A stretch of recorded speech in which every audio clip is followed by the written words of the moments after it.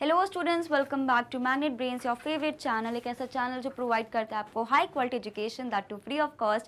And I am not economics educator Gauri Jadaun. आज हम करने वाले हमारे एनसीईआरटी क्वेश्चंस। तो एज यू कैन सी हमारे दो पार्ट्स में आने वाला है। क्यों भाई? बिकॉज बहुत सारे क्वेश्चंस हैं एनसीईआरटी में, ये वाले टॉपिक के, वाले चैप्टर के, तो हम लोग बहुत अच्छे से कवर करेंगे। So do not worry about that. लेकिन उसको स्टार्ट करने से पहले स्टूडेंट्स मैं आपको बताना चाहती हूँ कि मैग्नेट ब्रेन्स पे आपको सारे क्लासेस के आपको कोर्सेज मिल जाते हैं बिल्कुल फ्री ऑफ कॉस्ट। अगर आप सीबीएसई के स्टूडेंट्स है तो हम प्रोवाइड करते हैं आपको क्लासेस किंडरगार्टन से लेकर क्लास 12 तक। And we also have a Hindi medium channel जहाँ पे हम कवर करते हैं क्लासेस 6 से लेकर क्लास 12।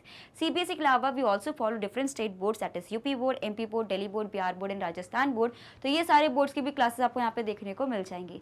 साथ ही में students we also provide e notes and e books. उसकी जो लिंक है आपको डिस्क्रिप्शन बॉक्स से मिल जाएगी, तो कभी भी जाके आप देख सकते हैं, बिकॉज नोट्स हमारे लिए बहुत इंपॉर्टेंट है। So on that note students start करते हैं आज की ये क्लास। तो देखो एनसीईआरटी सॉल्यूशंस क्या होते हैं कि अधिकतर लोग इसको इंक्लूड कर देते हैं कि हम तो अपनी रिफ्रेशर से पढ़ेंगे, हम डिफरेंट साइट से पढ़ेंगे, हम उधर से पढ़ेंगे। भाई आप मुझे ये बताइए एनसीईआरटी में दिक्कत क्या है? आई नो हम लोग डिफरेंट रिफ्रेशर्स को फॉलो करते हैं, बिकॉज कई बार एनसीईआरटी का जो कॉन्टेक्स्ट होता है हमें समझ नहीं आता है। I get it.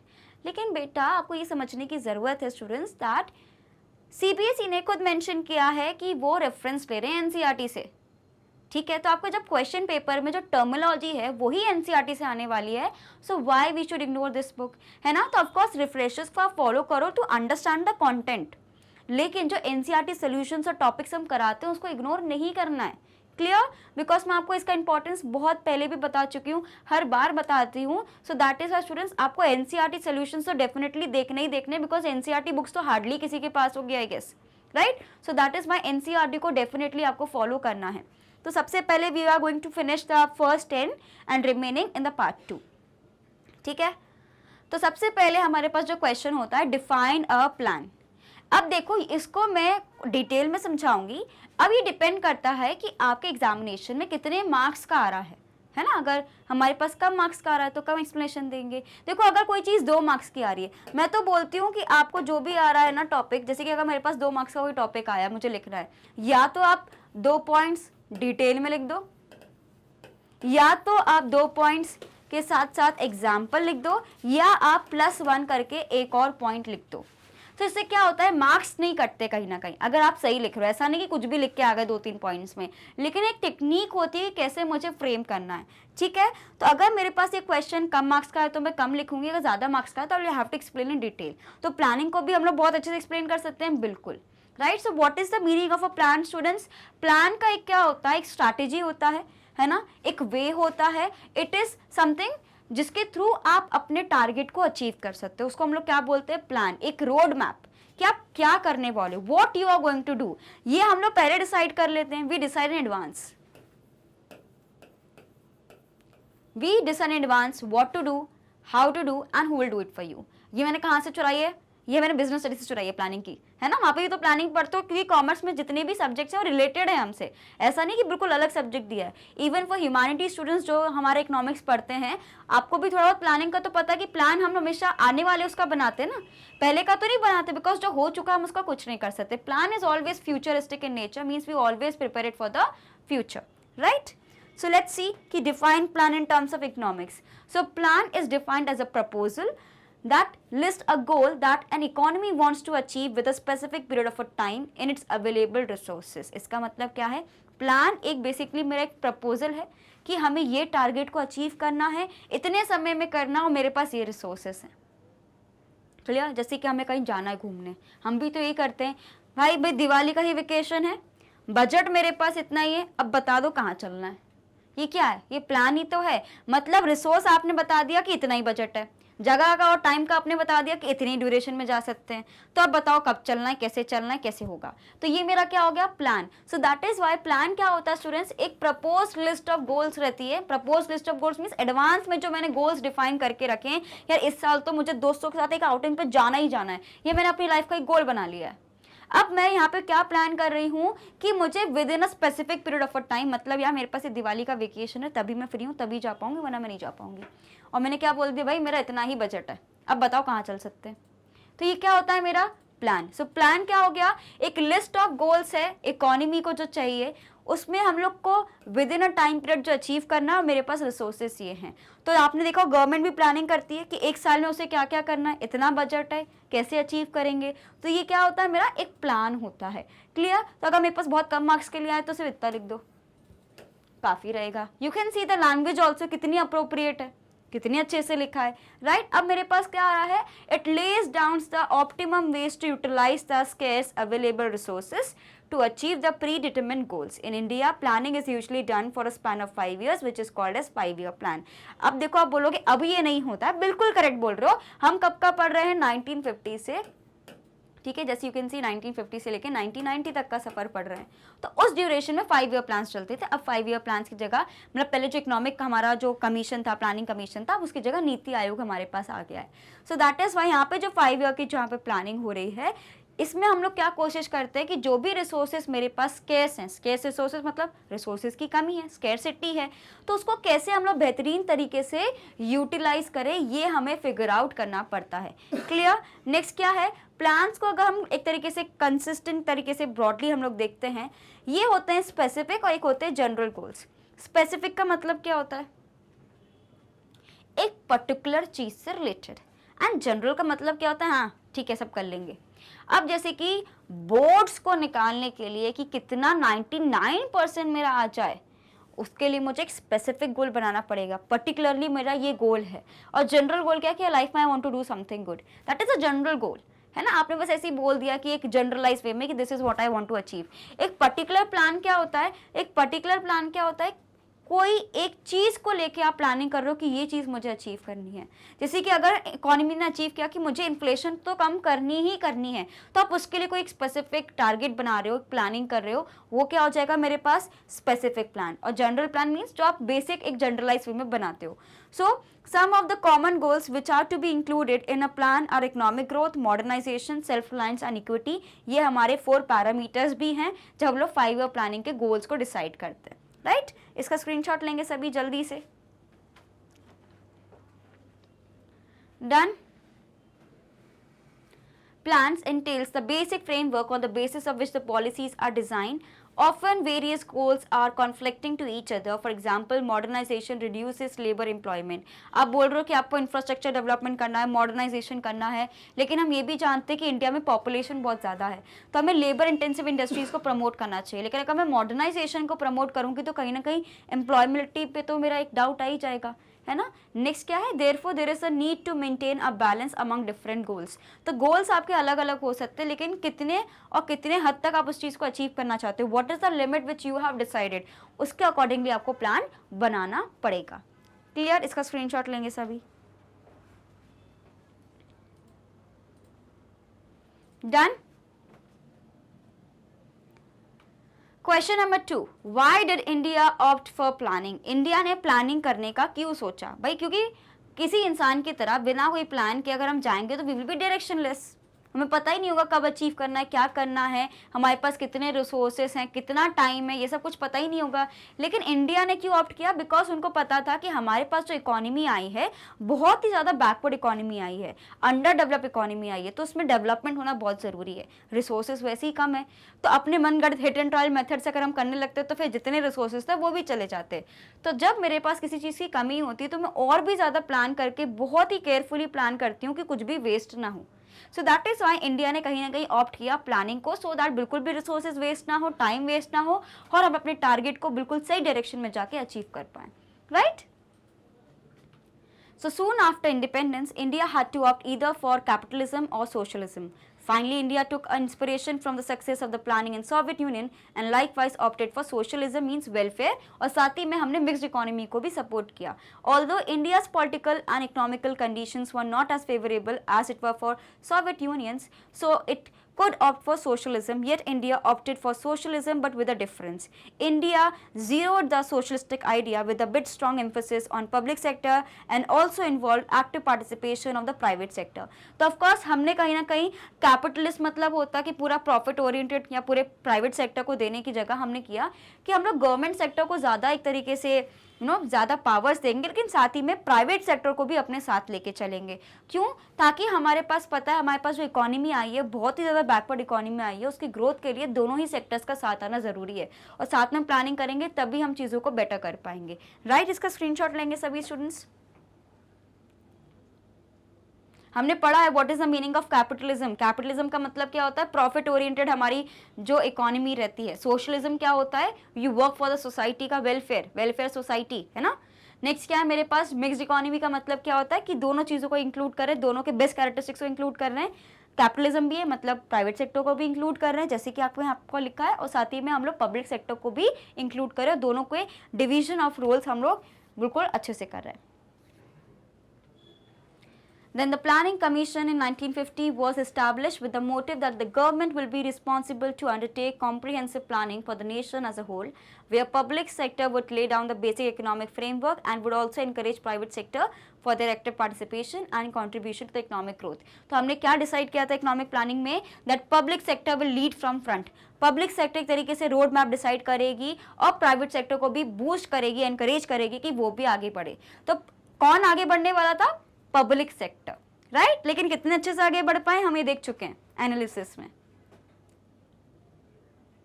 Done. Second, मतलब थर्ड क्वेश्चन है हमारे पास, why should plans have goals. अब ये बताओ, प्लान का जैसे कि कोई गोवा का प्लान थोड़ी कि जो हम बस प्लान बनाते रह रहे हो कभी पूरा नहीं होगा। हम तो इकोनॉमी की बात कर रहे हैं, और इकोनॉमी तो गोल्स अचीव होने चाहिए, बिकॉज अगर गोल्स अचीव नहीं होंगे तो आपकी इकोनॉमी बहुत ही ज़्यादा स्टैग्नेंट हो जाएगी और आप कुछ भी अपनी इकोनॉमी को डेवलपमेंट की ओर नहीं लेके जा पाओगे, है ना। हम तो चाहते थे जो हमारी इकोनॉमी स्टैग्नेशन में थी, रुकी हुई थी, उसको हमें फिर से गाड़ी पे लेके आना है, पटरी पे लेके आना है कि बहुत स्पीड में चले भाई। सो दैट इज़ वाई हम लोग चाहते थे कि जो भी हम अपने प्लान्स बना रहे हैं उसके बहुत अच्छे से गोल्स डिफाइंड हों, right. So every plan should have some specified goal, है ना। आपने प्लान कर लिया कि हाँ मैं तो बनूंगा आईएएस, लेकिन कैसे? गोल नहीं पता, कैसे करना है नहीं पता। हमें बोलते कि मैं तो खूब पढ़ाई कर रहा हूँ, लेकिन आगे का कुछ पता ही नहीं है। जैसे कि हम प्लान करते हैं ना, मैं तो खूब पढ़ाई करूंगी, मैं तो ये पढ़ाई करूंगी, वो पढ़ाई करूंगी, लेकिन किस लिए? What do you want to become? People become blank. अभी आप किसी अपने फ्रेंड से पूछ लो कि भाई लाइफ में तुझे क्या करना है, तो बहुत ही इसको लेके ना सोचेगा या बोलेगा ठीक है यार देख लेंगे, जो करना है कर ही लेंगे, कुछ ना कुछ तो हो ही जाना है। तो मतलब you people are working hard, लेकिन you do not know what you want to achieve. तो ये क्या हो गया? Plan without goal. तो ये कोई प्लान कोई काम का है क्या? प्लान होना चाहिए जिसमें आपका गोल स्पेसिफाइड हो, कि आपको पता है कि यार मुझे प्लान जो बनाया है मैंने इस गोल के लिए बनाया है और मैं इस गोल को अचीव करना ही चाहता हूँ। So that is why as it is said that a plan without a goal is very much similar to life without soul, right? A plan comprehensively deals with the means and ways to allocate scarce resources in order to achieve proposed targets. Goals are the ultimate targets and only by achieving them success of a plan will be assured. Success of a plan क्या होता है कि जो भी आपने सोचा था, जिस चीज़ को सोच के, जिस गोल को सोच के आपने वो प्लान बनाया था, वो एग्जीक्यूट हो जाता है और आप उसको अच्छे से इम्प्लीमेंट कर पाते हो। Thus plans must include the goals. Clear? So that is why जो आपके प्लान्स हैं आपके उसमें गोल्स इंक्लूडेड होने चाहिए, अदरवाइज आप डायरेक्शन लेस हो, वो जो आप मेहनत कर रहे हो वो किसी काम नहीं आने वाली। क्लियर? इसका स्क्रीनशॉट लेंगे सभी।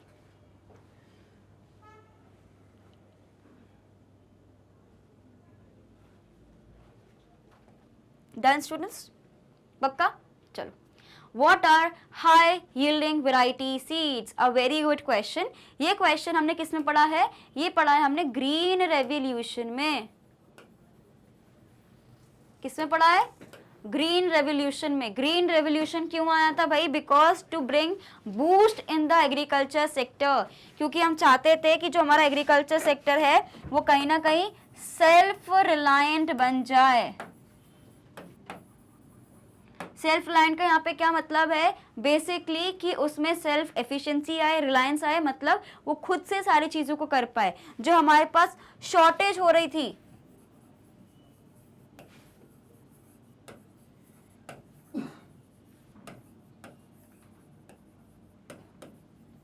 जो शॉर्टेज हो रही थी फूड ग्रेन्स की, उसको एक तरीके से इनफ बना पाए, है ना। आपने देखा होगा ग्रीन रेवोल्यूशन की वजह से जो शॉर्टेज हो रही थी उसके बाद क्या आ गया था हमारे पास? ट्रेड सरप्लस आ गया था। हम लोग को बफर स्टॉक के लिए ग्रेन्स मिलने लग गए थे। तो ये हमारे पास क्यों हो पाया था? Because of green revolution. Because green revolution ने क्या किया था? प्रोवाइड किया था फार्मर्स को एक ऐसी अपॉर्चुनिटी जिसके थ्रू वो अपने लैंड की फर्टिलिटी को मेंटेन करते हुए ऐसे सीड्स के साथ, जिसमें हम लोग पढ़ते हैं हाई यील्डिंग वैरायटी सीड्स, ऐसे सीड्स जिनमें केमिकल्स वगैरह तो डेफिनेटली यूज होते थे, फर्टिलाइजर पेस्टिसाइड्स भी यूज होते थे, लेकिन ये बहुत अच्छा प्रोडक्शन देते थे as compare to your normal seeds, right. So that is why, क्योंकि हम चाहते थे कि हमारा एग्रीकल्चर सेक्टर बूस्ट करे और हमारा कोई भी लैंड बैरन ना जाए या जिसपे बिल्कुल खेती बाड़ी ना हो। हम चाहते थे कि खेती बाड़ी इतनी हो रही है तो उसमें सब में रिजल्ट आना चाहिए, तो हम इसलिए ग्रीन रेवोल्यूशन को लेकर आए थे। तो उसमें एक बहुत इंपॉर्टेंट रोल प्ले किया था हमारे हाई यील्डिंग वैरायटी सीड्स ने। So high yielding variety seeds was a very prominent contribution. हमें पता है, मैंने आपको बोला भी था, है ना, जैसे कि ये तो हमारे मेक्सिको से भी हैव एन इकोनॉमिक्स, लेकिन इंडिया में भी किसी ने बहुत वर्क किया फॉर द ग्रीन रेवोल्यूशन। आपको मुझे कमेंट सेक्शन में बताना है who was that Indian economist, ठीक है। तो हमें पता है जैसे कि जो सर नॉर्मन थे, he work really hard and contributed in terms of कि कैसे ग्रीन रेवोल्यूशन को आगे बढ़ाना। इनका जो मेन ओरिजिन था that was from Mexico, right. So these seeds are comparatively more proactive and हम बोल सकते हैं मतलब ज़्यादा प्रोडक्शन हमें प्रोवाइड करते हैं, प्रोडक्टिव इन नेचर थे and require regular and adequate irrigation facilities. तो दैट इज वाई जब हमने हाई यील्डिंग वैरायटी सीड्स लेके भी आए थे, हमने साथ ही साथ में इरिगेशन फैसिलिटीज को भी बहुत ज़्यादा बढ़ाया था, बिकॉज समवेयर वी न्यू कि अगर हम अपना इरिगेशन फैसिलिटीज को बढ़ा देंगे तभी जाके हमारा हाई यील्डिंग वैरायटी सीड्स काम कर पाएगा। बिकॉज ये सीड्स अपने आप में सब कुछ नहीं कर पाएंगे, उनको साथ में सपोर्ट भी चाहिए, उन्हें बेटर फर्टिलाइजर्स चाहिए, पेस्टिसाइड्स, ये सब चीज़ें चाहिए, साथ ही में इरिगेशन फैसिलिटीज़ भी टॉप नॉच चाहिए, तभी ये जो सीड्स हैं जो बहुत ही ज़्यादा प्रोडक्टिव इन नेचर हैं वो काम कर पाएंगे, right. So back in 1966 after using high yielding variety seeds, Indian agriculture sector experienced green revolution, especially in the crops of rice and wheat. तो आपसे क्वेश्चन पूछा जा सकता है कि ग्रीन रेवोल्यूशन का सबसे ज्यादा असर कौन से फूड ग्रेन्स में दिखा है? That is rice and wheat. High yielding variety seeds grow faster than the normal seeds and hence crops can be harvested in a much shorter period of a time. Earlier क्या होता था, साल में एक बार आप खेती बाड़ी कर पा रहे हो, उसी का जो आपने अमाउंट कलेक्ट करके रखा है उसी को आप इवेंचुअली यूज करते रहोगे। लेकिन जब हम लोग साल में लगातार खेती बाड़ी कर सकते हैं, बिकॉज वाई, हम लोग बार बार प्रोडक्शन कर सकते हैं, फार्मिंग कर सकते हैं, बिकॉज ये बहुत जल्दी उगते हैं। सो दैट इज वाई इससे क्या हो गया था, फार्मर्स की भी सिचुएशन ठीक हो रही थी और उनको भी हेल्प मिल रही थी। लेकिन यही है, अगर आपके पास इरिगेशन फैसिलिटीज अच्छी तभी ये जो सीड्स हैं अच्छे से वर्क कर पाते थे। क्लियर? इसका स्क्रीनशॉट लेंगे सभी।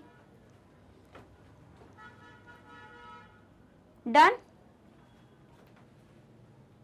Initially, high-yielding variety seeds were widely used in states like Punjab, Andhra Pradesh and Tamil Nadu, as these states have more suitable irrigation facilities. तो आपको पता है कि जो हाई यील्डिंग वैरायटी सीड्स हैं, सबसे पहले इसको ट्राई करने के लिए हमने वो रीजन चुना जहाँ पे मुझे भाई पानी और इरिगेशन की फैसिलिटीज आराम से मिल जाती है। एंड बाद में जब ये सक्सेसफुल हो गया तो बाकी दूसरे स्टेट्स में भी मैंने अप्लाई करना शुरू कर दिया था। सो एज अ रिजल्ट क्या हुआ, the use of high yielding variety seeds की वजह से the production of food grains in 1967 to 68 was significantly increased by 25%, approximately हम मान के चल रहे हैं। तो ये बताता है कि अगर हम लोग टेक्नोलॉजी को सही तरीके से यूज करते हैं तो कहीं ना कहीं डेवलपमेंट डेफिनेटली मुझे देखने को मिलता है। कहाँ हमारे पास एक ऐसा स्टेट था जहाँ पे 75% से ज़्यादा लोग एग्रीकल्चर में काम कर रहे थे, उसके बाद भी हमारे पास जो फूड ग्रेन्स हैं वो सफिशिएंट नहीं होते थे, है ना। उसके बाद भी खाने की कमी थी, हम लोग दूसरों पे निर्भर थे, यूएसए से हमें फूड ग्रेन्स इंपोर्ट कराने पड़ते थे। उसके बाद ग्रीन रेवोल्यूशन आया जिसमें मेजर इफेक्ट हमें किसमें देखने को मिला, because of high yielding variety seeds, उसकी वजह से काफ़ी इंप्रूवमेंट मुझे देखने को मिला है। लेकिन याद रखना है कि हाई यील्डिंग वैरायटी सीड्स हैं, मुझे हमेशा बेटर इरीगेशन फैसिलिटीज़ होनी चाहिए, better chemical fertilisers and pesticides होने चाहिए, तभी वो ढंग से काम कर पाता था। क्यों? Because high yielding variety seeds की वजह से हम एक ही साल में ज़्यादा हार्वेस्टिंग कर पाते थे। Clear? And one more important point जो आपको यहाँ पे याद रखना है कि ऐसे कौन से दो हमारे जो फूड ग्रेन्स हैं जहाँ पे हम बोल सकते हैं ज़्यादा प्रोडक्शन हमें देखने को मिला, that is rice and wheat. ये पॉइंट्स आपको याद होने चाहिए। क्लियर? सो इसी बात पे सबको जल्दी से ये वाले पॉइंट्स का स्क्रीनशॉट लेना है। आपसे पूछा जा सकता है स्टूडेंट्स कि initially high yielding variety seeds को हमने कौन कौन से स्टेट्स में अप्लाई किया है। तो आपको ध्यान रखना है पंजाब, आंध्र प्रदेश एंड तमिलनाडु व वन ऑफ द स्टेट्स, मतलब 3 ऑफ द स्टेट्स जिसमें हमने क्या किया था, कोशिश करी थी हाई यील्डिंग वैरायटी सीड्स को लेके आने की। क्लियर? समझ आ गया स्टूडेंट्स? पक्का? ये याद रखना है कि ये जो आपके पास 25% वगैरह जो हमारे पास डेटा लिखा है ना, उसको exactly you have to learn like that. Clear? तभी आपके जो नोट्स हैं वो यूजफुल हो पाएंगे। ठीक है, इसका स्क्रीनशॉट लो जल्दी सभी। Okay students, okay. Next question है हमारे पास, question number 5, what is marketable surplus. अभी हमने जस्ट पढ़ा what is high yielding variety seeds, उसमें हमने पढ़ा था ग्रीन रेवोल्यूशन के बारे में, है ना। तो हमने क्या देखा था, हमें इसकी ज़रूरत क्यों पड़ी थी, क्योंकि हमारा जो एग्रीकल्चर सेक्टर था वो अच्छे से काम नहीं कर रहा था। अगर मेरे पास 75% की पॉपुलेशन है जो एक पर्टिकुलर सेक्टर में काम करती है, एग्रीकल्चर सेक्टर में काम करती है, उसके बावजूद भी एग्रीकल्चर में हम बात करते हैं जो मेरे फूड ग्रेन्स हैं, है ना, जो मेरे पास खेती बाड़ी हुई है वो इतनी सफिशिएंट नहीं थी कि भाई पूरे इंडिया में उसका डिस्ट्रीब्यूशन हो पाए। तो मतलब हम लोग एक तरीके से लॉस में चल रहे थे, या हम बोलते हैं डेफिसिट में चल रहे थे। सो दैट इज़ वाई हमारे लिए बहुत ज़रूरी हो गया था कि हम कुछ ऐसा करें कि हमारा एटलीस्ट फूड ग्रेन्स में तो एक तरीके से सेल्फ रिलायंस आ जाए। बिकॉज हमने पता है कि हमारा एक मेन ऑब्जेक्टिव, हमारे जो 4 ऑब्जेक्टिव्स होते हैं उसमें से एक मेन ऑब्जेक्टिव हमारा ये भी कि हमें सेल्फ रिलायंट बन रहा है। So that is Y self reliance की जब मैं यहाँ पे बात कर रही हूँ, हम लोग फूड ग्रेन्स के पॉइंट ऑफ व्यू से भी सेल्फ रिलायंट बनना है। So that is Y students आप यहाँ पे देख सकते हो, जो मेरे पास मार्केटेबल सरप्लस का मतलब यही है कि आपको फूड प्रोडक्शन जो करना है। इनिशियली जब एग्रीकल्चर होता था तो सबसिस्टेंस फार्मिंग होता था, यानी हम लोग सेल्फ कंजम्पशन के लिए फार्मिंग करते थे।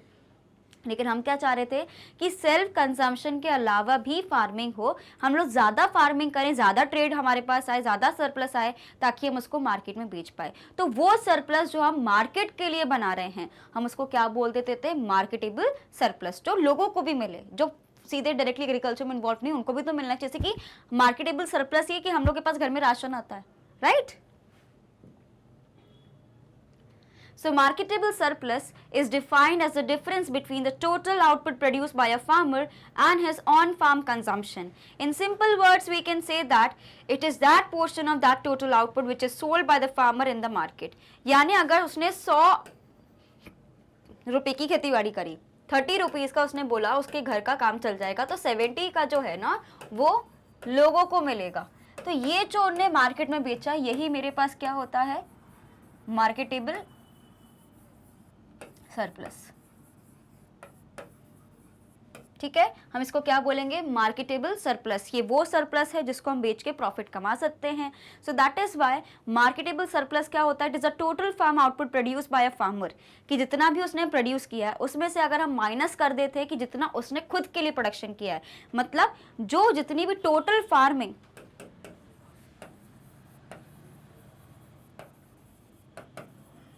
माइनस सेल्फ कंजम्पशन,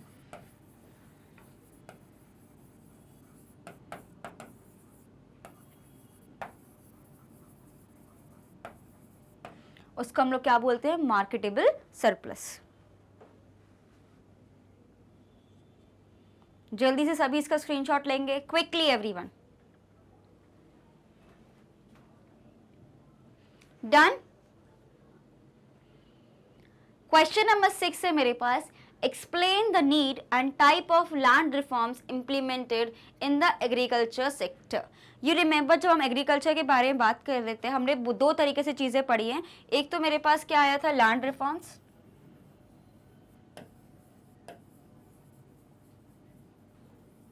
प्लस आया था आपका ग्रीन रेवोल्यूशन।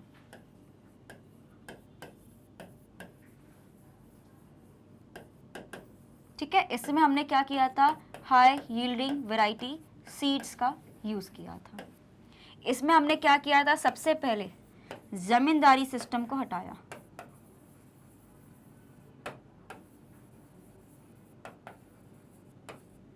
ठीक है, जो जमींदारी सिस्टम है सबसे पहले हमने उसको हटाया, प्लस हमने अलॉट करना शुरू किया वो फार्मर्स को लैंड जिनके पास लैंड नहीं था, और हमने एक तरीके से टारगेट बना दिया था कि इतने लिमिट तक अगर लैंड आपके पास है वो आपका, उसके अलावा उसको गवर्नमेंट ले लेगी। So government acquired the land.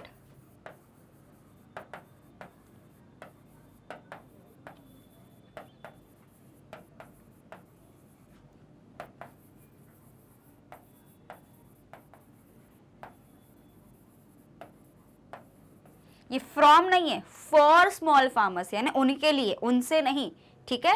So that is Y जब हम ग्रीन रेवोल्यूशन की बात करते हैं, हम बात करते हैं हाई यील्डिंग वैरायटी सीड्स की, और जब मैं लैंड रिफॉर्म्स की बात करती हूँ तो कहीं ना कहीं मैं बात कर रही हूँ कि सबसे पहले तो ये जमींदारी सिस्टम हटाओ, ठीक है। और सेकंड चीज क्या थी कि जो हमारे पास एक्स्ट्रा लैंड था, एक सर्टन लिमिट के बाद जो लैंड हमने बोला था कि ये है, क्योंकि इसमें बहुत ज्यादा लूप होल्स फाइंड कर लिए थे लोगों ने, है ना, जो लॉज वगैरह बनाए गए थे। तो दैट इज वाई गवर्नमेंट ने बोला कि जितना भी सिस्टम है उसको ऐसे करो कि अगर इतना एक्वायर्ड लैंड है वो उसके पास खुद का है, उसके अलावा इतने हेक्टेयर के बाद, एकर्स के बाद अगर जो लैंड दूसरों का है उसको हम लोग रखेंगे, गवर्नमेंट अपने पास रखेगी और डिस्ट्रीब्यूट करेगी उन फार्मर्स के पास जो बहुत कम है, जिनके पास बहुत ज़मीन कम है या है ही नहीं। क्लियर। तो ये बेसिक सा फंडा था किसका, जब हम लोग बात करते हैं एग्रीकल्चर सेक्टर को कैसे बूस्ट किया जाए, तो हमने land reforms plus green revolution को कोशिश करी थी। क्लियर, जिसमें हमने ग्रीन रेवोल्यूशन ने बहुत ही ज़्यादा सफलता पाई, we were successful. So the need for land reforms in India was very necessary due to the following reasons, क्योंकि हमें पूछ रहे हैं कि सबसे पहले एक्सप्लेन द नीड, है ना, आपसे पूछ रहे हैं कि आप पहले ज़रूरत बताओ कि क्यों हमें लैंड रिफॉर्म्स की ज़रूरत पड़ी, why land reforms were needed, right. तो everyone will quickly take a screenshot of this one, जल्दी से इसका स्क्रीनशॉट लेंगे।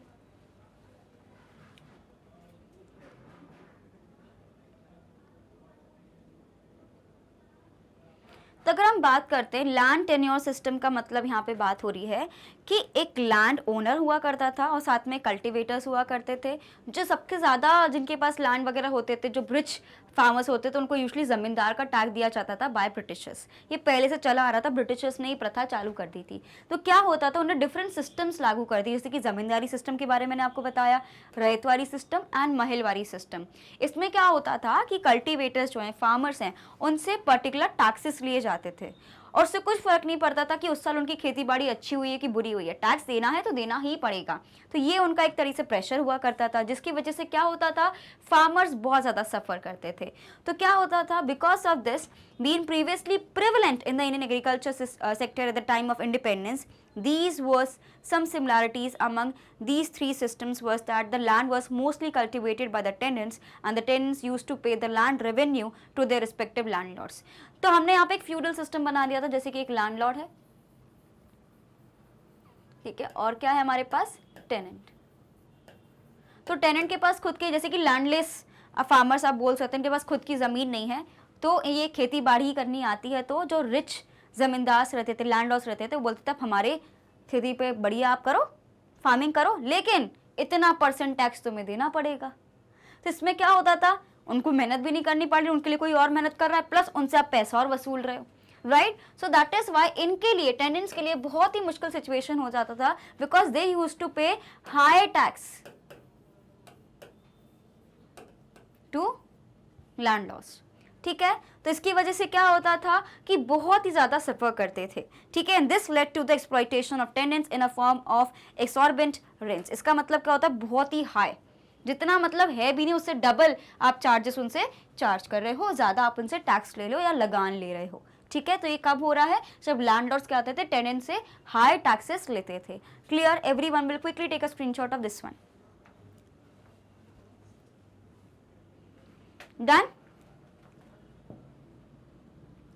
साइज ऑफ लैंड होल्डिंग्स, इसका मतलब क्या है, the lands held by the farmers used to be very small in size, additionally the land holdings were disintegrated, this restricted the use of modern technologies. इसका मतलब क्या है कि जो साइज ऑफ लैंड रहते थे वो भी बहुत छोटे छोटे रहते, किसी के पास खुद की ज़मीन भी है तो बहुत ज़्यादा छोटी रहती थी, है ना, क्योंकि अधिकतर जो बड़ी ज़मीनें थी वो रिच लैंडलॉर्ड्स के पास रहती थी, जो छोटे मोटे जो फार्मर्स थे उनके पास ज़्यादा ज़मीन होती ही नहीं थी, तो कहाँ से ही वो सरप्लस अमाउंट जनरेट करेंगे। छोटी बहुत जो हमारे पास होता था खेती बाड़ी, उसमें वो कर लिया करते थे। उसमें भी क्या होता था, क्योंकि इतना छोटा लैंड है, ढंग से कैसे, और वो भी डिसइंटीग्रेटेड, इरेगुलर या एक प्रॉपर तरीके से डिस्ट्रीब्यूटेड नहीं है, तो उसमें मॉडर्न टेक्निक्स को भी कैसे अप्लाई करें, सो दैट इज़ बड़ा डिफिकल्ट हो जाता था। थर्ड पॉइंट क्या गिवन है, lack of initiatives. So most of the land was owned by the landlords, वो बहुत ज़्यादा हेवी टैक्सेस लेते थे, लेकिन उसके बाद भी लैंड के डेवलपमेंट के लिए, एग्रीकल्चर के डेवलपमेंट के लिए कुछ नहीं करते थे। मतलब टैक्स भी हम दे रहे हैं, उसके बाद भी हमें फ़ायदा नहीं मिल रहा, ये कैसा सलूक है भाई, ऐसा ही होता था। पर बिकॉज आज के टाइम पे आप करो, आपको पता हंगामा खड़ा हो जाता है कि इतना टैक्स दे रहे हैं पर ये नहीं कर रही गवर्नमेंट, वो नहीं कर रही गवर्नमेंट। उस टाइम पर ऐसा कुछ नहीं था, आप टैक्सेस पे कर रहे थे लेकिन कुछ भी रिटर्न में हो ही नहीं रहा था, राइट। तो क्या हो गया, फार्मर्स के पास इनिशिएटिव लेने के लिए कुछ ज़्यादा बचता नहीं था। उसकी वजह से क्या होता था, वो बहुत सारे कल्टीवेशन के जो डिफरेंट मेथड्स वगैरह होते थे उसको भी वो ढंग से नहीं कर पाते थे। नेक्स्ट क्या है, traditional approach and low productivity. As you all know कि मॉडर्न टेक्नोलॉजीज उस टाइम पे अगर हमें यूटिलाइज करनी तो हैवी इन्वेस्टमेंट लगेगा। अभी तो हम इतना ज़्यादा टैक्स वगैरह पे कर रहे हैं तो कहाँ से मॉडर्न टेक्नोलॉजीज यूज़ कर लें और हम लोग कहाँ से इनिशिएटिव ले लें। इसकी वजह से जो ट्रेडिशनल अप्रोच से उनको जो खेती बाड़ी आती थी वही वो यूटिलाइज करते थे, लेकिन प्रोडक्शन बहुत ही ज़्यादा कम आता था, right. So Indian farmers majorly relied on the conventional and the traditional approaches of inputs and methods and climatic condition that led in the productivity of agriculture sector to be low and delayed। देखो, एक तो क्या modern technology use नहीं कर सकते, पुरानी technology पर निर्भर कर रहे थे, और किस पर निर्भर थे भाई, वेदर कंडीशंस पे, कि बरसात होगी फिर हम काम करेंगे, राइट। तो मुझे कहीं ना कहीं पता था जो ट्रेडिशनल अप्रोच मेरा यहाँ पे मुझे दिख रहा है उसकी वजह से बहुत ही ज़्यादा लो प्रोडक्टिविटी मेरी आ रही है। क्लियर। तो ये मेरे कुछ पॉइंट्स थे, इसका जल्दी से सभी स्क्रीनशॉट लेंगे। Done. Absence of marketing system. तो मार्केटिंग सिस्टम का क्या होता है, मार्केटिंग क्या होता है, सिंपल सी बात है, हम चाहते हैं कि जो भी हमने अपने गुड्स एंड सर्विसेज बनाए हैं वो सही ऑडियंस तक पहुंच जाएं, सही कस्टमर तक पहुंच जाएं। तो जब मैं फार्मिंग कर रही हूँ, इतनी मेहनत से मैंने पूरे साल मेहनत करी कि मेरी अच्छी उपजाऊ ज़मीन है तो मेरा अच्छा प्रोडक्शन निकल के आए, तो ठीक है निकल के आया, लेकिन आपको उसका सही दाम नहीं मिलता बिकॉज आपने सही से मार्केटिंग स्ट्रैटेजी अप्लाई नहीं करी, सही आप जगह नहीं गए जहाँ पे कस्टमर्स आपको मिले। तो मार्केटिंग भी बहुत ज़रूरी है। प्रोडक्शन तो ज़रूरी है ही कि आपने क्या प्रोडक्ट बनाया है, लेकिन उसकी मार्केटिंग और भी ज़्यादा इंपॉर्टेंट हो जाती है। ये तब भी रेलिवेंट था और आज भी रेलिवेंट है। So that is why as there was no well developed marketing system the farmers relied on intermediaries to sell their products, है ना, कि वो किसी और को देते थे, मंडी में जाके बेचते थे, उसके बाद सामान बिकता था, वहाँ पे भी उनके साथ एक्सप्लॉयटेशन होता था। तो उन्होंने बहुत ज़्यादा सफ़र किया है। And these intermediaries used to purchase the farm produce at a very low price and sell them at comparatively higher prices at market. तो ये जो फार्मर्स हैं इनसे तो मजबूरी में कम प्राइस में खरीद लेते थे और वो खुद महंगे प्राइसेस में बाहर बेचते थे। तो जितना ही प्रॉफिट होता था वो कहाँ आ जाता था, बेसिकली इंटरमीडिएटरीज के पास आ जाता था। फार्मर्स को तो फिर कुछ नहीं मिला, राइट। नेक्स्ट क्या है, हमारी वजह से उसके वजह से क्या होता था कि वो सारा प्रॉफिट अपने पास रख लेते थे और फार्मर्स को कुछ नहीं मिलता था। देखो, आपको ये समझना है कि असली में फार्मिंग कौन कर रहा है, फार्मर्स। तो जब तक फार्मर्स के पास उनकी मेहनत का कमाई नहीं पहुंचेगा, जब तक डेवलपमेंट नहीं होगा, जब तक ये इंटरमीडिएटरीज पैसे खाते रहेंगे, कुछ नहीं होने वाला। Because at the end who is working on the farms, farmers, right. अगर वो काम कर रहे हैं तो अल्टीमेटली उनको फायदा मिलना चाहिए, तभी बेटर सिचुएशन हो पाएगी, अदरवाइज नहीं हो पाएगी। नेक्स्ट क्या था हमारे पास, nature of farming. The basic motive behind the farming was कि क्योंकि एक तो खुद की जमीन नहीं है, उस पर भी एक्सप्लॉयटेशन, तो हम लोग क्या बोलते हैं, बस खुद का काम चल जाए। तो सेल्फ कंजम्पशन के लिए हम लोग ज़्यादा करते थे फार्मिंग, ना कि कोशिश करते थे कि हमारा इससे बिजनेस भी हो सकता है।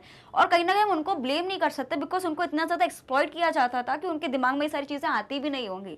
So that is why farming was done merely to ensure survival and not for the sale and to earn profit. वैसे कोई बिजनेस माइंडेड कुछ था ही नहीं उनका, तो बस कि सर्वाइवल हो जाए, खुद का दिन कट जाए, 2 वक्त की रोटी आ जाए, that's it. So that is why due to the above problem in the Indian agriculture, it was necessary to undertake land reforms. Clear? इसका screenshot लेंगे सभी। Done?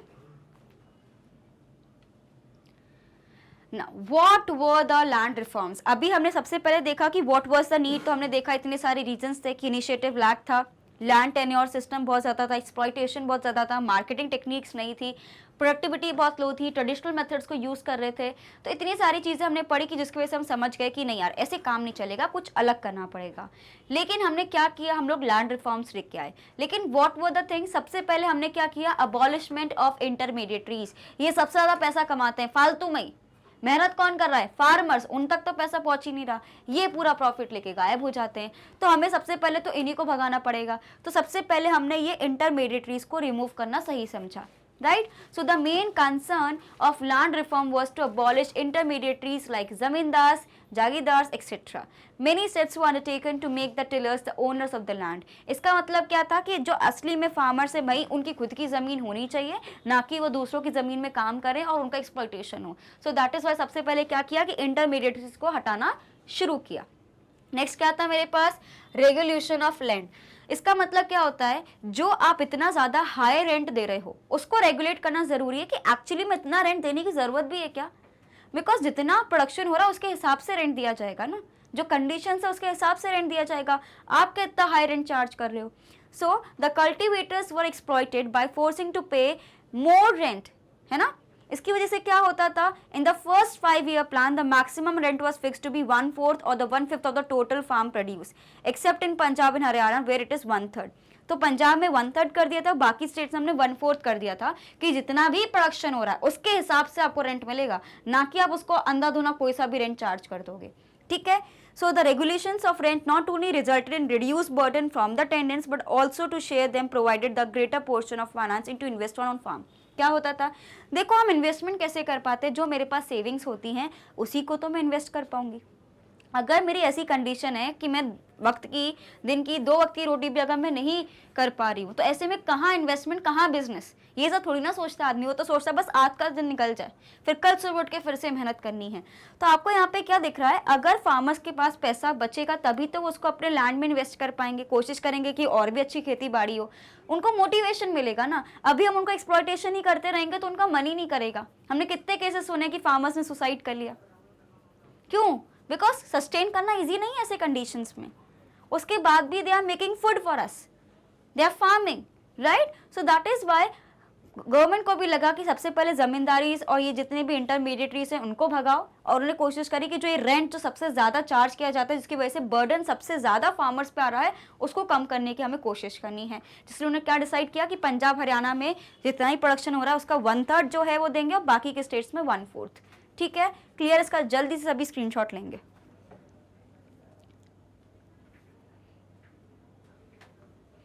Done.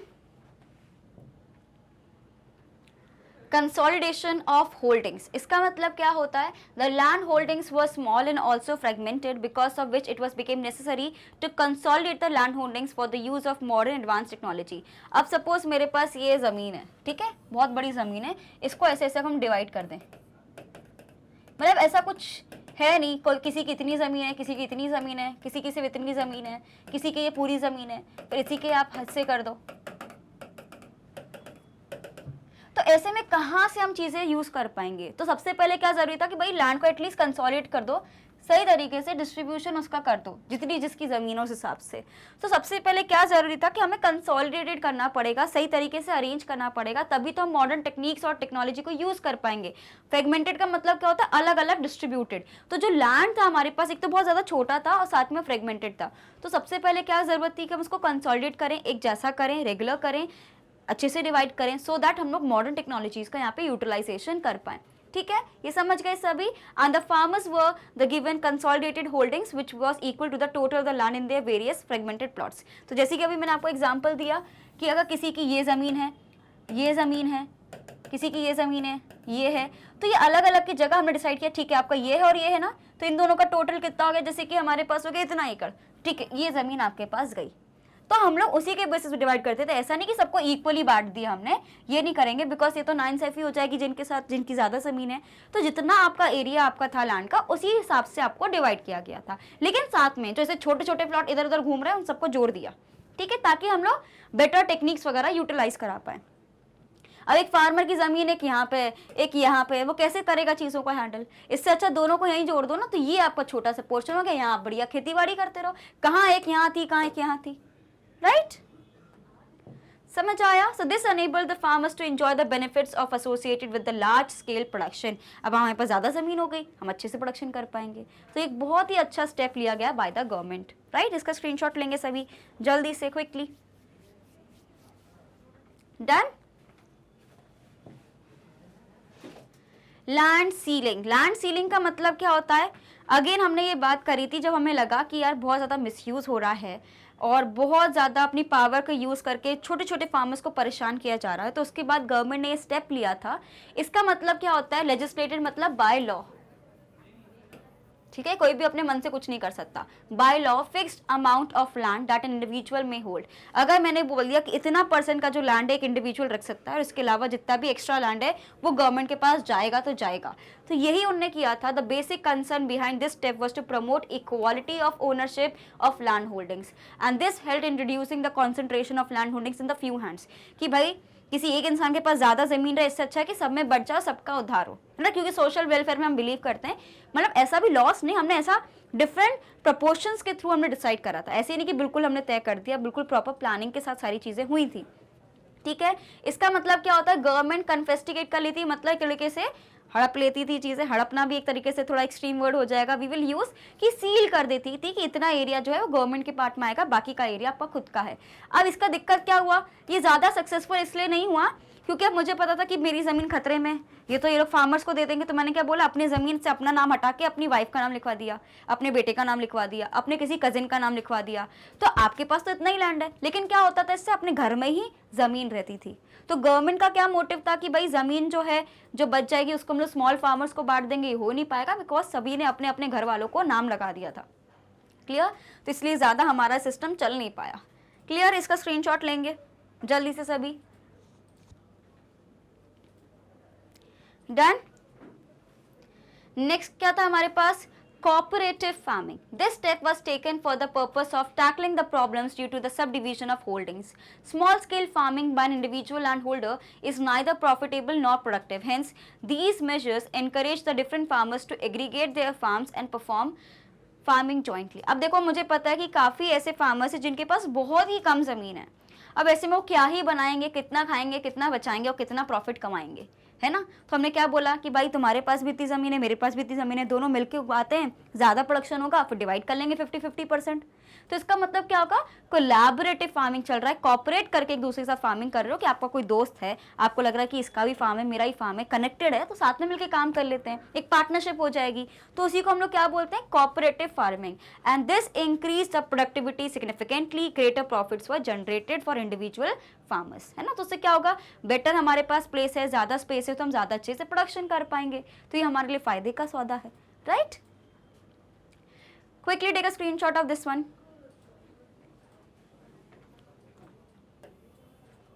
I have underlined this point so that you remember it. Done? Question number 7 देखेंगे students, what is green revolution, why was it implemented and how did it benefit the farmers, explain in brief। तो ये question मैंने भाई 2-3 questions लगा दिए। So green revolution मैं अभी से आपको एक्सप्लेन करती हुई चली आ रही हूँ कि what is the meaning of green revolution, क्यों जरूरत थी ये भी मैंने आपको बताया, कैसे इंप्लीमेंट किया, हाई यील्डिंग वैरायटी सीड्स को यूटिलाइज करके इंप्लीमेंट किया। तो ये सारी चीजें हम ऑलरेडी डिफरेंट पार्ट्स में डिस्कस कर चुके हैं अभी, तो एक बार इसको कंसोलिडेट कर लेते हैं, साथ में ले आते हैं। अभी हमने पढ़ा था ना कंसोलिडेटिंग द फार्म्स, सेम चीज हमें कंसोलिडेट करना पड़ेगा हमारे आंसर को। Okay, so let's see students, because of low productivity, frequently occurring famines and significantly lower levels of agriculture product in the later half of the second 5-year plan, a team was formulated to suggest various ways to tackle down these problems. In accordance with the recommendation of the team, government decided to introduce high-yielding variety seeds, modern techniques and inputs like fertilizers, irrigation facilities and subsidized credit. क्यों? क्योंकि हमने देखा कि हमारा जो agriculture sector है ढंग से वर्क नहीं कर रहा, हमारे 5-year प्लान ढंग से वर्क नहीं कर रहे एग्रीकल्चर सेक्टर में, तो हमें कुछ डिफरेंट करना पड़ेगा। इसलिए गवर्नमेंट ने क्या सोचा, एक टीम बनाओ जो डिसाइड करे कि हमें क्या करना चाहिए। तो हमने डिसाइड किया था कि हम लोग हाई यील्डिंग वैरायटी सीड्स लेके आएंगे, बेटर इरिगेशन फैसिलिटीज लेके आएंगे, फर्टिलाइजर्स वगैरह लेके आएंगे और फार्मर्स को क्रेडिट यानी लोन्स वगैरह भी प्रोवाइड करने की सुविधा जल्द से जल्द कोशिश करेंगे उनको मिले। ठीक है, इसको पढ़ेंगे सभी और इसका स्क्रीनशॉट लेंगे जल्दी से। Done? Okay, so these steps collectively are known as intensive area development program, very important। क्या बोलते हैं, IADP, intensive area development programme. क्या बोलते हैं स्टूडेंट्स, अगेन फिर से रिपीट करेंगे सभी, that is intensive area development programme. In the year 1967 to 68, food grains production witnessed an incredible increment of about 25%. Due to this substantial increase in the production of the food grains, the outcome was termed as Green Revolution. The word Green Revolution comprises of two words, that is green which means crops and revolution means change and increase. ठीक है, तो आपको पता है भाई green revolution दो word से बनता है, ग्रीन और रेवोल्यूशन. ग्रीन का मतलब हो गया क्रॉप से एंड रेवोल्यूशन का मतलब क्या होता है कि आपको बहुत स्पीड में कोई चीज इंक्रीज हो रही है, बढ़ रही है. So that is green revolution. ठीक है, so intensive area development program 25% growth हमें देखने को मिलती है. Fine, clear. इसका स्क्रीनशॉट लेंगे सभी जल्दी से. तो जब हमने देखा कि जो हमने सारी चीजें करी उसकी वजह से बहुत ज्यादा प्रोडक्शन बढ़ गया है, तब हमने उस चीज को क्या बोला था, ग्रीन रेवोल्यूशन टर्म दिया था. ठीक है, तो अगर आपसे कभी एमसीक्यू में से घुमा के क्वेश्चन पूछा जाए कि क्या ग्रीन रेवोल्यूशन पहले से चालू हुआ है, नहीं. हमने जब देखा कि इंप्रूवमेंट हुआ है तब हमने देखा कि इतना ज्यादा भाई प्रोडक्शन हो रहा है, then we give it as green revolution term. ठीक है, so why there was a need of green revolution. सबसे पहले क्या था, लो इरिगेशन फैसिलिटी. आपको पता है कि इससे पहले हमारे पास मॉडर्न टेक्नोलॉजी ज़्यादा यूज़ नहीं करते थे फार्मर्स, वो ट्रेडिशनल टेक्निक्स को यूज़ करते थे, निर्भर करते थे भाई कब बारिश होगी. लगान मूवी देखिए ना, सब वेट करें कब बारिश होगी तो अच्छे से हमारा ज़मीन से भाई अच्छी खेती बाड़ी हो. तो आपको पता है कि इरिगेशन फैसिलिटीज़ बहुत ही ज़्यादा लो थी, तो हमें कुछ सब्सिट्यूट ढूंढना था. हम जिंदगी भर यही तो नहीं सोचते बैठते कि भाई जब बारिश होगी तभी देखेंगे. एज अ ह्यूमन बीइंग जब हमारे पास माइंड है तो उसको यूटिलाइज करना भी तो हमारा काम है. So that is why the well irrigated and permanent irrigated area was measured to be around 17% only 1951. यानी 100% में से सब 17% ही है जहाँ पे ढंग से पानी वगैरह है. बाकी का क्या करें भाई, बाकी की फार्मिंग छोड़ दें क्या, ऐसे कैसे हो पाएगा. So the rest of the area was dependent on rainfall because of which agriculture suffered the low level of production. तो ये चीज़ आपको जो इम्पोर्टेंट स्टैटिस्टिकल डेटा है इसको याद रखना है. नेक्स्ट क्या है मेरे पास, कन्वेंशनल एंड ट्रेडिशनल अप्रोच. अभी मैंने आपको बताया कि हम लोग ज़्यादा मॉडर्न टेक्नोलॉजीज़ को यूज़ नहीं कर पाते थे, तो ट्रेडिशनल आउटपुट पे यूज़ करते थे. सो ट्रेडिशनल अप्रोचेस यूजली ज़्यादा हाई रिजल्ट्स दे नहीं पाते थे. The intensive use of conventional inputs and lack of adequate modern techniques have consequently hampered the agriculture productivity. अब आप खुद सोचो, एक मेरे पास बिल्कुल नया AI वगैरह सब चीज़ें डली हुई एक लैपटॉप है, वो फटाक फटाक काम कर रहा है, और एक आपका 20 साल पुराना लैपटॉप कैसे काम करेगा, धीरे धीरे काम करेगा ना, ठोक ठोक के आप उसको धीरे धीरे चलाओगे, बड़ी मुश्किल से उसमें से खुलेगा क्रोम. यहाँ पे आप देखोगे ये काम भी हो गया. तो फर्क पड़ता है मॉडर्न और ओल्ड टेक्नोलॉजी के बीच में. राइट, इसका screenshot low students.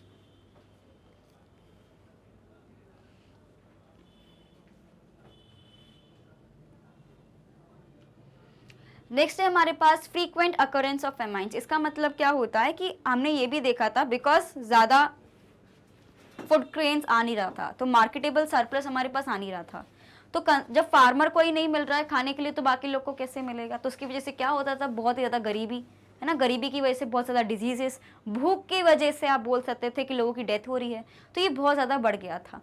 Right, so in India used to occur quite frequently during the time span of 1940 to 1970s. Furthermore, because of the high growth rate of population, agriculture failed to grow at same speed. Population तो भैया आपने बहुत जल्दी बढ़ा दी, लेकिन उस हिसाब से हमारे फूड ग्रेन्स तो बढ़े ही नहीं, तो खाना कहाँ से मिलेगा. इसकी वजह से क्या होता था कि भूख की वजह से लोगों की डेथ हो जाती थी because of hunger. Lack of finance यानी क्रेडिट. अगर हमारे पास क्रेडिट ही नहीं होगा, फाइनेंस ही नहीं होगा, तो हम लोग बेटर टूल्स, बेटर सीड्स कहाँ से लेके आएंगे, खाद कहाँ से लेके आएंगे. तो पैसे की तो ज़रूरत पड़ती है, फ्री में तो कुछ भी नहीं होता है. So that is why small and marginal farmers found it almost impossible to get finance and credit at reasonable और cheap rate from the government and banks. Hence they became an easy prey to the money lenders. तो इनको banks वगैरह से आसानी से loan नहीं मिलते थे बिकॉज आपको तो कोलैटरल रखना पड़ता है, मतलब कुछ सिक्योरिटी में रखना पड़ता है तभी तो लोन मिलता है. अब गवर्नमेंट बहुत सारे ऐसे रखने लगी है मेजर्स कि जिसमें ज़्यादा किसानों को दिक्कत नहीं होती, लेकिन उस टाइम पे तो बड़ी दिक्कत होती थी. फिर क्या होता था, उन्हें पता है बैंक तो लोन देगी नहीं, तो कहाँ चले जाते थे, मनी लेंडर्स के पास, यानी जो उनको गांव में ही जो सबसे बड़ा या रिच पर्सन होता था वही पैसे दे देते थे. लेकिन फिर वो उनकी मजबूरी का फ़ायदा उठाते थे, वनरेबिलिटी का फ़ायदा उठाते थे. आपको पता है कि भाई वो इंसान मजबूर है तो ज़्यादा इंटरेस्ट भी देगा, इंटरेस्ट नहीं दे पाता था तो आप उसकी ज़मीन छीन लेते थे. ऐसे ज़मींदार और भी रिच होते चले जाते थे, उनके पास ज़मीन फोकट में आ रही है. फोकट में क्यों आ रही है, बिकॉज आपने ज़्यादा रेंट चार्ज किया, वो दे नहीं पाए तो आपने उनकी ज़मीन ले ली. तो इस तरीके से एक सर्कल बन गया. Right, so that is why क्या हो गया था कि क्रेडिट बहुत ज़रूरी था और नहीं मिलता था बैंक से तो मनी लेंडर्स के पास उनको जाना पड़ता था. राइट, इसका स्क्रीनशॉट लेंगे सभी. Done students. नेक्स्ट है हमारे पास सेल्फ सफिशिएंसी। इसका मतलब क्या होता है? Because of the constant practice of traditional agriculture practices, low productivity and to feed growing population often food grains were imported that drained away scarce foreign reserves. अब देखो क्या होता था, जब 75% आपकी पॉपुलेशन एग्रीकल्चर में लगी हुई है लेकिन एग्रीकल्चर से आउटपुट नहीं आ रहा है, तो गवर्नमेंट को कुछ तो करना पड़ेगा ना अपने लोगों के लिए। तो क्या करते थे? वो इम्पोर्ट करते थे। अब इंपोर्ट ऐसे ही हो जाता है क्या? फ्री में हो जाता है? नहीं, इसके बदले में हमें अपने फॉरेन करेंसी, जिसको हम लोग फॉरेक्स भी बोलते हैं, वो खाली करना पड़ता था। वो भी तो हमारे पास कमी थी ना। ऐसा तो नहीं है कि ब्रिटिशर्स गए तो बिल्कुल हमारी बैंक भर के चले गए उनके डॉलर से, ऐसा तो बिल्कुल भी नहीं है ना। उनके वैसे डॉलर नहीं चलती, राइट। लेकिन फिर भी हमें बात करें तो उन्होंने कोई फॉरेन करेंसीज तो भर के चले नहीं गए थे। हमारे पास रिजर्व्स बहुत कम थे। ऐसे में अगर मैं पूरा का पूरा सिर्फ एग्रीकल्चर के लिए स्पेंड कर दूंगी तो बाकी के काम कैसे हो पाएंगे? तो ये साइकिल बन गई जहाँ पे हम एक तरीके से बहुत ज़्यादा फंस गए। तो क्या हो गया? सेल्फ सफिशिएंसी के लिए हमने पहले कोशिश करी कि भाई पहले ग्रीन रेवोल्यूशन लेके आओ, पहले एग्रीकल्चर सेक्टर को ठीक करो, पहले हमारे पास खाना होगा फिर हम बाकी सारी चीज़ें करेंगे, राइट। नेक्स्ट क्या था हमारे पास? Marketing agriculture. अभी मैंने आपको बताया था मार्केटेबल सरप्लस के बारे में। इसका मतलब क्या होता है स्टूडेंट्स कि एग्रीकल्चर आप सेल्फ कंजम्पशन के लिए नहीं बल्कि बिजनेस के लिए कर रहे हो, कि ज़्यादा आप एग्रीकल्चर करोगे, लोगों को बेचोगे, उससे जो प्रॉफिट आएगा फिर आप उससे नेक्स्ट ईयर की तैयारी करोगे। ये होता है मेरे पास मार्केटिंग। तो ये कमी थी, तो इसलिए भी हमें ग्रीन रेवोल्यूशन चाहिए था, सो दैट ज़्यादा प्रोडक्शन हो। ज़्यादा प्रोडक्शन होगा तो ज़्यादा हम बेचेंगे, ज़्यादा प्रॉफिट मेरे पास आएगा, right. So agriculture was basically for ensuring survival. वरना पहले तो एग्रीकल्चर कैसे करते थे? बस हमारा काम चल जाए, इसलिए एग्रीकल्चर होता था, प्रॉफिट के लिए नहीं होता था, right. And not making profit, so that less amount of agriculture product was offered for sale in the market. Hence the need was felt to encourage and support the farmers to increase their farm produce and offer a greater portion of their products for sale in the market. So that is Y क्या कोशिश करी जाती थी कि agriculture को भी एक business की तरह लीजिए ना, उसमें भी पैसा कमा सकते हैं, उसमें भी प्रॉफिट कर सकते हैं, ठीक है। तो इसलिए हमने फार्मर्स को मोटिवेट करना शुरू किया। इसका स्क्रीनशॉट लेंगे सभी स्टूडेंट्स जल्दी से।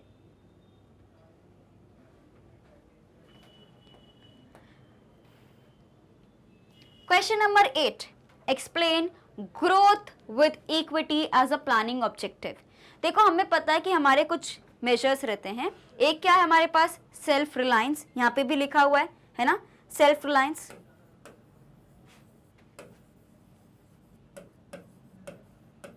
ठीक है। एक है हमारे पास ग्रोथ, ठीक है। सेल्फ रिलायंस हो गया, ग्रोथ हो गया, इक्विटी एंड मॉडर्नाइजेशन। तो ये कुछ मेरे 4 पैरामीटर्स हमने डिस्कस करे हैं पहले भी, जो होते हैं अगर मुझे कोई भी इकोनॉमिक प्लानिंग करनी होती है। तो यहाँ पे पूछ रहे हैं कि ग्रोथ को इक्विटी से कैसे करें, बिकॉज ग्रोथ तो मतलब ये है ना कि बहुत अच्छे रेट पे हमारा एक तरीके से स्पीड में डेवलपमेंट हो, और इक्विटी का मतलब क्या रहता है? सही तरीके से डेवलपमेंट हो। तो ये दोनों रिलेटेड तो हैं, कैसे हैं? Let's understand. So both growth and equity are two equally important aspects of the Indian 5-year plans. While growth signifies the increase in GDP over a long period of time, equity signifies the equitable distribution of GDP in such a way that the benefits incurred due to the higher economic growth are shared by all sections of population. इसका मतलब क्या है कि जो भी GDP है मेरा, longer duration की अगर हम बात करते हैं, हम चाहते हैं कि अच्छे से उसका डेवलपमेंट हो। जीडीपी का डेवलपमेंट ऐसा होना चाहिए कि भाई सबका डेवलपमेंट हो, ऐसा नहीं कि जो रिच है वो रिच बनता जा रहा है, जो पुअर है वो पुअर बनता जा रहा है। एक इक्वल बैलेंस बना रहता है। Equity refers to social justice. इसका मतलब क्या है? जो डिजर्व करता है उसको डेफिनेटली मिलना ही चाहिए इकोनॉमी में, जो मेहनत कर रहा है उसको मिलना चाहिए ना return. So that is why growth itself is desirable, but growth in itself does not guarantee the welfare of the people. अगर मैं सिर्फ जीडीपी इंक्रीज करने में पीछे पड़ी हूँ कि जीडीपी बढ़ जाए, जीडीपी बढ़ जाए, इसका मतलब ये नहीं कि वेलफेयर हो रहा है। हमने पढ़ा है नेशनल इनकम में जीडीपी एंड वेलफेयर के बारे में, that GDP is not an indicator of social welfare. अगर मेरा जीडीपी बढ़ रहा है इसका मतलब ये नहीं है कि वेलफेयर ही बढ़ रहा है। क्या जीडीपी बढ़ा तो सब अमीर हो रहे हैं क्या? ऐसा तो बिल्कुल नहीं है, बल्कि जो डिस्पैरिटी है बढ़ रही है, ये हमने नोटिस किया है। तो जीडीपी का मतलब ये है ही नहीं कि हमारी ग्रोथ भी उस हिसाब से हो रही। दैट इज व्हाई हम बोल रहे हैं कि ग्रोथ, जीडीपी बढ़ रहा है ठीक है, लेकिन इसके साथ ये भी देखो कि इक्वालिटी, जो सोशल जस्टिस है, वो भी बढ़ना चाहिए। ठीक है, क्लियर? इसका स्क्रीनशॉट लेंगे सभी। Done. So growth is estimated by the market value of goods and services, जिसको हम लोग GDP बोलते हैं, and many a time may be possible that GDP that are produced are not benefiting the majority of the population। अभी मैंने बोला कि GDP बढ़ रहा है, इसका मतलब ये नहीं कि सब अमीर हो रहे हैं, सबके पास सेम टाइप का गुड्स आ रहे हैं, सबके पास सेम चीज़ की लेवल आ रही है, सब सेम हो रहा हो, ऐसा बिल्कुल भी नहीं है, सबके पास अलग अलग सिचुएशन रहती है। So in simple words we can say that only a few already having high level of living and money income में get the share of GDP। कि वो है ना कि रिच और पुअर के बीच में गैप ज़्यादा बढ़ता चला जा रहा है, तो GDP बढ़ना कहाँ से, वेलफेयर का एक इंडिकेटर हुआ। Hence, growth with equity is rational and desirable objective of planning। इसलिए आप ग्रोथ को तो टारगेट करो, लेकिन ग्रोथ ऐसी होनी चाहिए जो हमारी सोसाइटी को डेवलप करे, ना कि सिर्फ कुछ फ्यू सेक्शंस ऑफ सोसाइटी। ठीक है, so that is why growth ऐसी रखनी है जो सबको फायदा दे। इसका स्क्रीनशॉट लेंगे सभी। So that is why growth and equity has to be done together. सिर्फ एक की पीछे नहीं भागना है, दोनों को साथ में लेके चलना है। So this objective makes sure that the benefits of high growth and prosperity are shared by all people equally, and hence this had led the eradication मतलब किसी चीज का कम होना, है ना। तो हम चाहते हैं कि जो पॉवर्टी है वो हमारे इराडिकेट हो जाए, कम हो जाए, बिल्कुल हटी जाए गरीबी। तो कहीं ना कहीं अभी भी हम वर्क कर रहे हैं इस पे, अभी हम हुए नहीं हैं, सेल्फ रिलायंट अभी धीरे धीरे बन रहे हैं। अभी पता है आपको, गवर्नमेंट कह रही है कि आप लोग सेल्फ रिलायंट बनो, मतलब टारगेट अभी अचीव तो हुआ नहीं, we are still working to achieve it. Next क्या है, it can be said that growth with equity is the most important and desirable objective of economic planning. कि बिल्कुल सही बात है कि अगर हम चाहते हैं कि डेवलपमेंट हो तो ग्रोथ के साथ साथ इक्विटी का भी हमें ध्यान बिल्कुल रखना चाहिए। इसका स्क्रीनशॉट लेंगे सभी जल्दी से।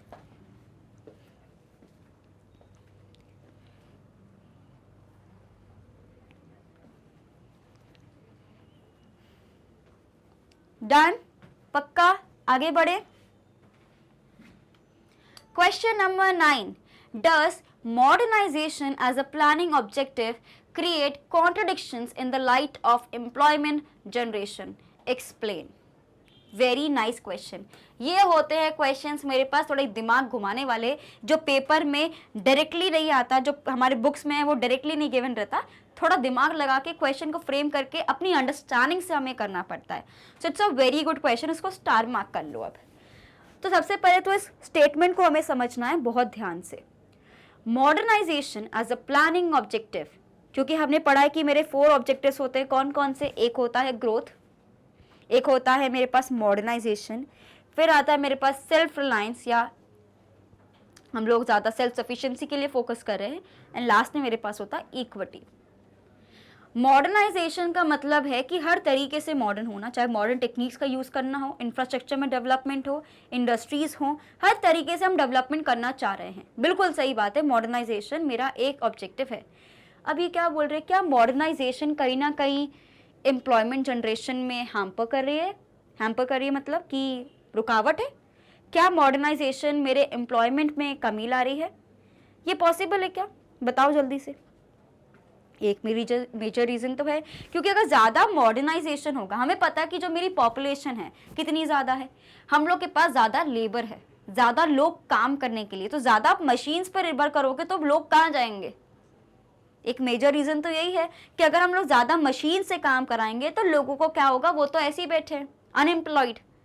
सो दैट इज़ वाई हमें देखना है कि मेरी असेट क्या है, हमारी इकोनॉमी का असेट है हमारी पॉपुलेशन। अगर आप उसको यूज़ नहीं करोगे तो वो आपकी लाइबिलिटी बन जाएगी, बर्डन बन जाएगी। तो हम चाहते हैं जो मेरी पॉपुलेशन है उसको हम स्किल करें, इसलिए आप देख सकते हो गवर्नमेंट कितने सारे इनिशिएटिव लगाती है, स्किल भारत, कि आप यहाँ से ये स्किल सीख सकते हैं, ये सीख सकते हैं 15 दिन में, फिर आपकी 8,000 की नौकरी लग रही है, इंटर्नशिप लग रही है, क्योंकि हम चाहते हैं जो हमारे लोग हैं वो स्किल बने, स्किल्ड बनेंगे तो वो ज़्यादा अच्छे से काम कर पाएंगे। सो कहीं ना कहीं मॉडर्नाइजेशन एक तरीके से रुकावट तो है, लेकिन अगर हम उसको सही तरीके से हैंडल नहीं किया तो चीज़ें गड़बड़ हो जाएंगी। बिकॉज हम ये नहीं कर सकते कि मॉडर्नाइजेशन को पूरा इग्नोर कर दिया और सब काम सब हमारे बेसिकली लोग कर रहे हैं। आपको पता है कि वक्त के साथ भी चलना ज़रूरी होता है, we need to be dynamic in nature, लेकिन अगर हम वो नहीं करेंगे तो हम पीछे रह जाएंगे। सो दैट इज़ वाई दोनों को साथ में लेके चलना ज़रूरी है कि आपका एम्प्लॉयमेंट जनरेशन वाला पार्ट भी सफ़र ना करे और मॉडर्नाइजेशन भी चलते रहे। क्लियर? समझ आ गया? आप देखें इसको लिखना कैसे है। चलो, So no, modernization as a planning objective and employment generation does not contradict to each other. In fact, both modernization and employment generation go hand in hand. As I told you कि सबसे पहले कि सिर्फ और सिर्फ अगर हम labour को ध्यान नहीं देंगे, अगर हम उसको एज एन असेट ट्रीट करते हैं, उनकी ट्रेनिंग प्रोवाइड करते हैं, तो डेफिनेटली दोनों साथ में चल सकते हैं, बिकॉज दोनों ही हमें नीडेड है, राइट?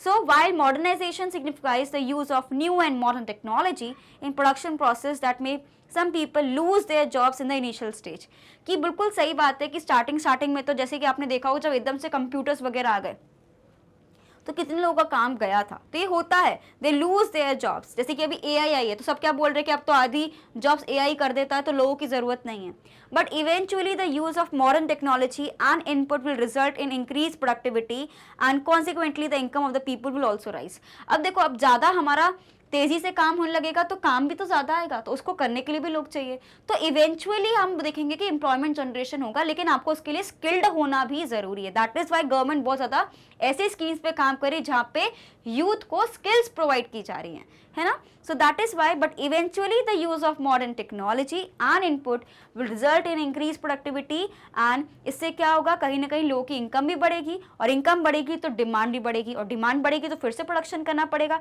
और फिर से प्रोडक्शन करना पड़ेगा तो लोगों की जरूरत तो पड़ेगी ही पड़ेगी। तो स्किल्स पे काम करो। ये सिर्फ इस क्वेश्चन का आंसर नहीं है, लाइफ का आंसर है, क्योंकि आजकल की रियलिटी यही है कि बेस्ट ऑफ बेस्ट कॉलेज से भी अगर हम कर रहे हैं पढ़ाई, फिर भी हमारी जॉब लगनी कि नहीं लगनी हमें नहीं पता। तो बेस्ट आप कॉलेज से पढ़ रहे हो नहीं पढ़ रहे हो दूसरी बात है, लेकिन you should make sure that you are constantly working on your skills. If you are working on your skills, no matter from where you belong, you will still get the job, right? लेकिन you still have to make sure कि you are working hard on your skills. ठीक है, इसका screenshot लेंगे सभी जल्दी से।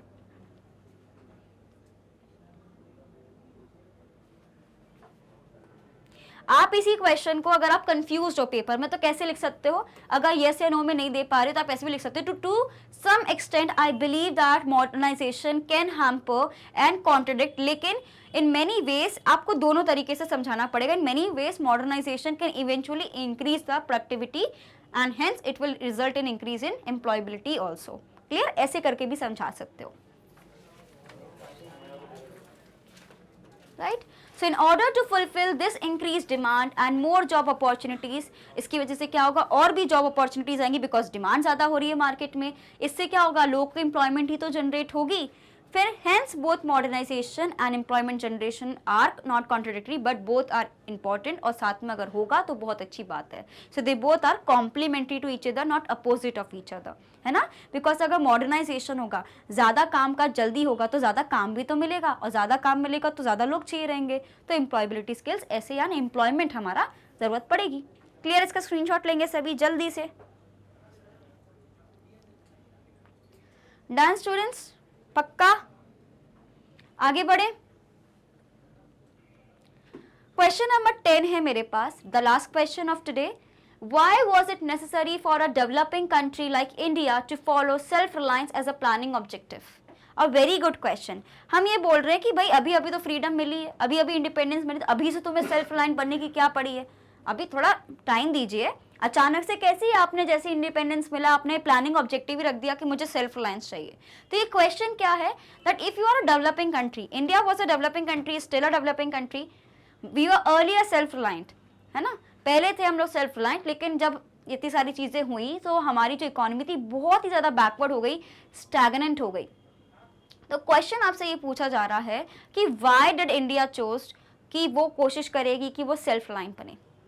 तो इसका आंसर देखो सिंपल सा है, अगर हम लोग सेल्फ रिलायंट नहीं बनते तो हमारे पास इतने रिसोर्सेज थे ही नहीं कि हम लोग सस्टेन कर पाए या किसी और पे निर्भर हो पाए। हम लोग सेल्फ रिलायंट तो थे ही नहीं, लेकिन साथ में हम किसी और पे भी रिलायंट नहीं हो सकते थे। हमारी कंडीशन ऐसी थी कि सेल्फ रिलायंट तो छोड़ो, हम किसी और पे भी निर्भर नहीं हो सकते थे, बिकॉज हमारे पास फॉरेन एक्सचेंज रिजर्व्स तो थे नहीं कि भाई किसी और से हम इम्पोर्ट करा लें। तो हमें पता था कि ये हमारा डू एंड डाई वाला सिचुएशन है, हमें ही कुछ करना पड़ेगा। हमने सोचा कि हम लोग इम्पोर्ट सब्सटीट्यूशन करेंगे, खुद से सामान बनाएंगे और सेल्फ रिलायंट बनेंगे, because that was the only solution we had, right? So that is why students, self-reliance directly implies discouraging imports for such goods which could be produced domestically. आपको पता है कि इंडिया में वो पोटेंशियल है, जब 75% लोग एग्रीकल्चर में डील कर रहे हैं तो फिर फूड प्रोडक्शन में शॉर्टेज कहाँ से आ रही है? ये क्वेश्चन था सोचने वाला। इसलिए तो ग्रीन रेवोल्यूशन वगैरह पे काम किया गया कि हमें पता है कि डोमेस्टिकली हम बहुत अच्छे से प्रोडक्शन कर सकते हैं, तो हमें किसी और देश पे निर्भर होने की क्या जरूरत है। Why do we need to be reliant और dependent on any other country. क्या हो रहा था, हम लोग यूएसए वगैरह से सबसे इंपोर्ट कर रहे थे फूड ग्रेन्स, तो हमारे फॉरेन रिजर्व्स जहाँ पे दूसरी चीज़ों के लिए जाने चाहिए थे वो फूड ग्रेन्स के लिए जा रहे थे। जब मुझे पता है कि डोमेस्टिकली उस चीज़ को मैं अचीव कर सकती हूँ, इंडिया में वो पोटेंशियल है, तो मैं किसी और पे रिलायंट क्यों हूँ, किसी और पे निर्भर क्यों हूँ, right. So achieving self reliance is of prime importance for a developing country like India, as otherwise it would make the country dependent on foreign products। वही मैंने बोला कि हमारी स्थिति खुद पे डेवलप होने की नहीं थी तो दूसरे पे भी निर्भर होने की नहीं थी। डू और डाई सिचुएशन थी, जो करना था खुद से करना था। हमें पता है कि हम लोग जब प्रोडक्शन कर सकते हैं अच्छे से तो हम क्यों नहीं कर रहे। हमने इस चीज़ों को सेटल किया और हमने कोशिश करी और इवेंचुअली सक्सेसफुल भी हुए कि हमने अपना ग्रीन रेवोल्यूशन से ज़्यादा फूड प्रोडक्शन करना शुरू किया, right. So that was possible. अगर हम उसी टाइम पर सोचते कि हमारे पास नहीं हो रहा तो हम दूसरे से ले लेते, तो हम तो कभी निर्भर बन ही नहीं पाते, कभी भी खुद से कुछ चीज़ें कर ही नहीं पाते। So dependence on foreign goods and services might promote the economic growth of India, but this would definitely not contribute to the development of domestic productive resources। हम चाहते थे जो इंडिया के लिए भाई सब लड़ झगड़ के इतने दिनों तक हम पे राज करके गए, रूल करके गए, इतना एक्सप्लॉइट किया, मतलब इंडिया में पोटेंशियल तो है ना हर एक चीज़ को हासिल करने की फिर से। Then why to be dependent on any other country? वो क्वेश्चन आज भी स्टिल वैलिड है। We don't have to be dependent on anyone when we have the potential to be the world leader, right? So quickly take a screenshot of this one. Done? So dependence on foreign goods and services provides inputs to foreign countries industries at the cost of domestic infant industries. इसका मतलब क्या होता है, आपको पता है कि foreign country की इंडस्ट्रीज तो ऑलरेडी वेल डेवलप्ड है, उनके पास सब कुछ है। अगर हम उनको पैसे देने लग गए, बिकॉज इंपोर्ट करेंगे तो पैसा उन्हीं के पास जाएगा, तो वो तो और भी डेवलप करने लगेंगे, तो हमारे लिए कौन करेगा, हमें तो खुद के लिए खुद ही खड़ा होना पड़ेगा ना। So that is what was very important for us. Second चीज यहाँ पे क्या गिवन है, जो हमारे पास फॉरेन रिजर्व इतने कम थे, अगर हम उसको सिर्फ और सिर्फ एग्रीकल्चर पे स्पेंड करने लगेंगे तो बाकी की ज़रूरतों का कौन ध्यान रखेगा, राइट। और नेक्स्ट चीज़ क्या थी हमारे पास, देयरफॉर हमारे पास सिर्फ एक ही ऑब्जेक्टिव था, डू और डाई सिचुएशन थी कि सिर्फ और सिर्फ जब खुद से सारी चीज़ें करेंगे तभी डेवलपमेंट पॉसिबल है। सो दैट इज़ वाई हमने इस ऑब्जेक्टिव को, सेल्फ रिलायंस को सबसे ज़्यादा इंपॉर्टेंस दी और कोशिश करी कि जितना जल्दी हो सके डेवलपिंग से डेवलप नेशन बनने की ओर बढ़े। क्लियर, इसका स्क्रीनशॉट लेंगे जल्दी से। डन, पक्का।